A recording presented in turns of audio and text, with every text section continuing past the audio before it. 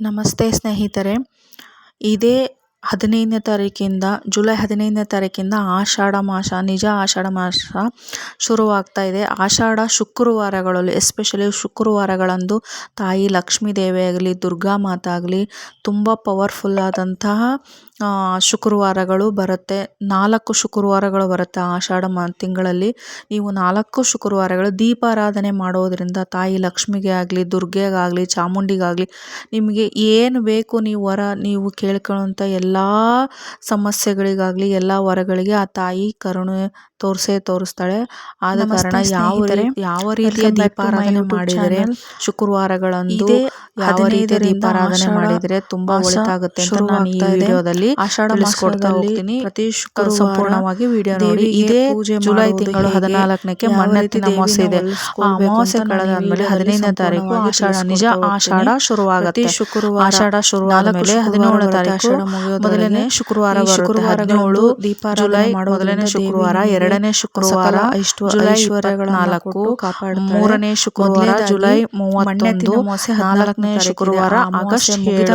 ಈ 4 ಶುಕ್ರವಾರಗಳಂದು ನಂತರ ನೀವು ಎಷ್ಟು ಆಷಾಢ ಶುಕ್ರವಾರ 17ನೇ ತಾರೀಕು ಬರುತ್ತೆ. ತುಂಬಾ ಪ್ರಬಲವಾದ, ತುಂಬಾ ಶಕ್ತಿಯುತಳಾಗಿ ತಾಯಿ ಚಾಮುಂಡಿ ನೆಲೆಯಾಗಿ ನಿಲ್ತಾಳೆ. ಆ ಕಾರಣ ನೀವು ಯಾವುದೇ ನಿಮ್ಮ ಕೋರಿಕೆ ಇರಲಿ, ಎಸ್ಪೆಷಲಿ ಹಣಕಾಸಿನ ಕೋರಿಕೆ ನಿಮ್ಮಲ್ಲಿ ಏನಾದರೂ ಇದ್ದರೆ ಈ ಆಷಾಢ ಶುಕ್ರವಾರಗಳಲ್ಲಿ ದೀಪಾರಾಧನೆ ಮಾಡುವಂಥದ್ದು.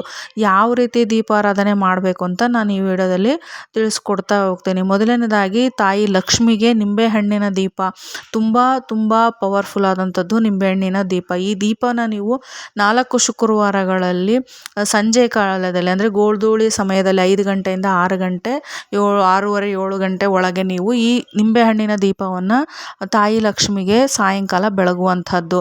ಯಾವ ರೀತಿ 5, 9, 11 ಈ ಥರ ನೀವು ನಿಂಬೆಹಣ್ಣನ್ನು ಕಟ್ ಮಾಡಿಬಿಟ್ಟು ಆ ಹೋಳುಗಳಲ್ಲಿ ತುಪ್ಪದ ಬತ್ತಿಯನ್ನು ಹಾಕಿ ತಾಯಿ ಲಕ್ಷ್ಮಿಗೆ ಮನೆಯಲ್ಲೇ ಬೆಳಗುವಂಥದ್ದು.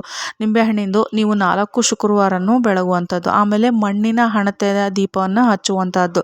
ಅದು ಅಷ್ಟೇ 5, 7, 11, 21 ಪ್ರತಿ ಶುಕ್ರವಾರ ಸಾಯಂಕಾಲ ತಾಯಿಗೆ ತುಪ್ಪದ ದೀಪವನ್ನು ಹಚ್ಚುವಂಥದ್ದು. ಆಮೇಲೆ ಅಷ್ಟೈಶ್ವರ್ಯ ದೀಪ ಅಂತ ಬರುತ್ತೆ, ಆ ದೀಪವನ್ನು ನೀವು ಬೆಳಗುವಂಥದ್ದು ತಾಯಿಗೆ. ಅದು ಗೋಧೂಳಿ ಸಮಯದಲ್ಲೇ ಮಾಡಬೇಕು. 4 ಶುಕ್ರವಾರ ಗೋಧೂಳಿ ಸಮಯದಲ್ಲಿ ದೇವಿಗೆ ಮಾಡುವಂಥದ್ದು.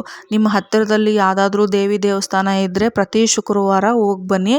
ಇಲ್ಲ ಚಾಮುಂಡಿ ಬೆಟ್ಟ, ಇಲ್ಲ ನಿಮಿಷಾಂಬ, ಆ ಥರ ದೊಡ್ಡದು ಬನಶಂಕರಿ ತಾಯಿ, ಈ ಥರ ದೊಡ್ಡ ದೇವಸ್ಥಾನಗಳು ಹತ್ರ ಇದ್ರೂ ಪರವಾಗಿಲ್ಲ, ಯಾವುದಾದ್ರೂ ಒಂದು ಶುಕ್ರವಾರ ಹೋಗ್ಬಿಟ್ಟು ಮಡ್ಲಕ್ಕಿನ ಕೊಟ್ಟು ಬರುವಂಥದ್ದು. ಈ ಥರ ಮಾಡೋದ್ರಿಂದ ಪ್ರತಿ ಶುಕ್ರವಾರ ಇದನ್ನು ಮಾಡಬೇಕು. ಒಂದು ಶುಕ್ರವಾರ ಮಾಡಿ ಅಲ್ಲ, 4 ಶುಕ್ರವಾರನೂ ಮಾಡಿ. ಆದರೆ ಹೆಣ್ಣು ಮಕ್ಕಳ ಸಮಸ್ಯೆ ಬಂದಾಗ ಮಾಡೋಕ್ಕೇನು ಹೋಗಬೇಡಿ. ಬಾಕಿ ಶುಕ್ರವಾರಗಳಲ್ಲಿ 3 ಶುಕ್ರವಾರಗಳನ್ನು ನೀವು ಮಾಡಬಹುದು. ಈ ಥರ ಮಾಡೋದ್ರಿಂದ ನಿಮಗೆ ಏನೇ ಕೋರಿಕೆ ಇರಲಿ, ಫಸ್ಟು ದೇವಿ ಹತ್ರ ಪ್ರಾರ್ಥನೆಯನ್ನು ಮಾಡ್ಕೊಳ್ಳಿ. ಬೆಳಗ್ಗೆ ಪೂಜೆ ಮಾಡಿ ನೆಲ ಶುದ್ಧವಾಗಿಟ್ಕೊಂಡು ತಲೆ ಸ್ನಾನ ಮಾಡಿ ದೇವಿ ಹತ್ರ ನೀವು ಕೇಳ್ಕೋಬೇಕು, ನನಗೆ ಈ ಥರ ಸಮಸ್ಯೆ ಇದೆ. ಯಾವುದೇ ಸಮಸ್ಯೆ ಆಗಲಿ, ಹಣಕಾಸಿನ ಸಮಸ್ಯೆ ಆಗಲಿ, ಸಾಲ ಬಾಧೆ ಆಗಲಿ, ಇಲ್ಲ ನಮಗೆ ಮಕ್ಕಳಿಗೆ ವಿದ್ಯಾಭ್ಯಾಸ ಆಗ್ತಿಲ್ಲ, ಇಲ್ಲ ನಮಗೆಲ್ಲೂ ಜಾಬ್ ಸಿಗ್ತಾ ಇಲ್ಲ, ನಾನು ಇಷ್ಟು ಶುಕ್ರವಾರ ಮಾಡ್ತೀನಿ ತಾಯಿ, ನನಗೆ ಇದನ್ನು ಕರುಣಿಸುವಂಥ ಭಕ್ತಿ ಶ್ರದ್ಧೆಯಿಂದ ನೀವು ಕೇಳಿಕೊಂಡು ಈ ದೀಪಾರಾಧನೆ ಮಾಡಿದ್ದೇ ಆದಲ್ಲಿ ನಿಮಗೆ ಖಂಡಿತವಾಗಿಯೂ ಆ ತಾಯಿ ನಿಮಗೆ ಒಲಿತಾಳೆ. ಈ ಶುಕ್ರವಾರಗಳು ಮುಗಿಯೋಷ್ಟೊತ್ತಿಗೆ ನಿಮಗೆ ಆ ಕೆಲಸ ಆಗೇ ಆಗುತ್ತೆ. ಎಸ್ಪೆಷಲಿ ಹಣದ್ದೇನಾದರೂ ನಿಮಗೆ ಸಮಸ್ಯೆ ಇತ್ತು ಅಂತಂದರೆ ಈ ದೀಪಾರಾಧನೆ ನೀವು ಮನೆಯಲ್ಲಿ ಮಾಡುವಂಥದ್ದು. ನಿಮಗೆ ಮನೆಯಲ್ಲಿ ನಾವು ಹಚ್ಚಕ್ಕಾಗಲ್ಲ ಅಂತಂದರೆ ನೀವು ಯಾವುದಾದ್ರೂ ದೇವಿ ದೇವಸ್ಥಾನಗಳಿಗೆ ಹೋಗಿಬಿಟ್ಟು ಅಲ್ಲಿ ಬೆಳಗುವಂಥದ್ದು. ಇದು ಎಸ್ಪೆಷಲಿ ಮೈಸೂರವರಾಗಿದ್ದರೆ ತಾಯಿ ಚಾಮುಂಡಿ ಆಷಾಢ ಶುಕ್ರವಾರದಲ್ಲಿ ತುಂಬ ಪವರ್ಫುಲ್ ಆದ ಪೂಜೆಗಳು ಸಹ ಇಲ್ಲಿ ನಡೆಯುತ್ತೆ. ಎಲ್ಲ ಕಡೆಯೂ ತಾಯಿ ಚಾಮುಂಡಿ ಅನ್ನ ಸಂತರ್ಪಣೆ ಕೂಡ ಮೈಸೂರಲ್ಲಿ ನಡೆಯುತ್ತೆ.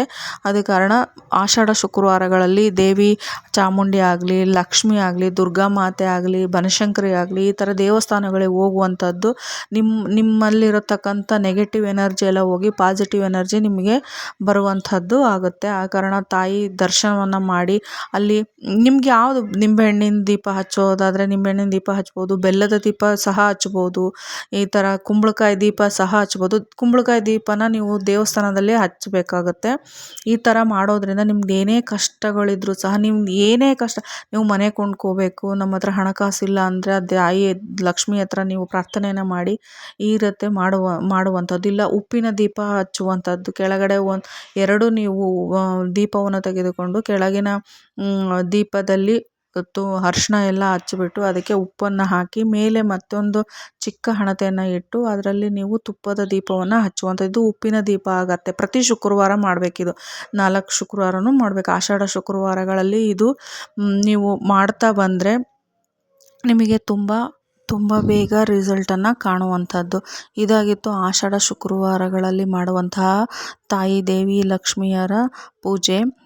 ಮತ್ತೆ ಸಿಗ್ತೀನಿ ಮತ್ತೊಂದು ವಿಡಿಯೋದಲ್ಲಿ. ಎಲ್ಲರಿಗೂ ಧನ್ಯವಾದಗಳು. ಆ ತಾಯಿ ಲಕ್ಷ್ಮಿ ಎಲ್ಲರಿಗೂ ಒಳ್ಳೆಯದು ಮಾಡಲಿ. ಆ ದೇವಿ ಸರ್ವಭೂತೇಷು ಮಾತೃರೂಪೇಣ ಸಂಸ್ಥಿತ. ನಮಸ್ತಸ್ಸೈ ನಮಸ್ತಸ್ಸೈ ನಮಸ್ತಸ್ಸೈ ನಮೋ ನಮಃ.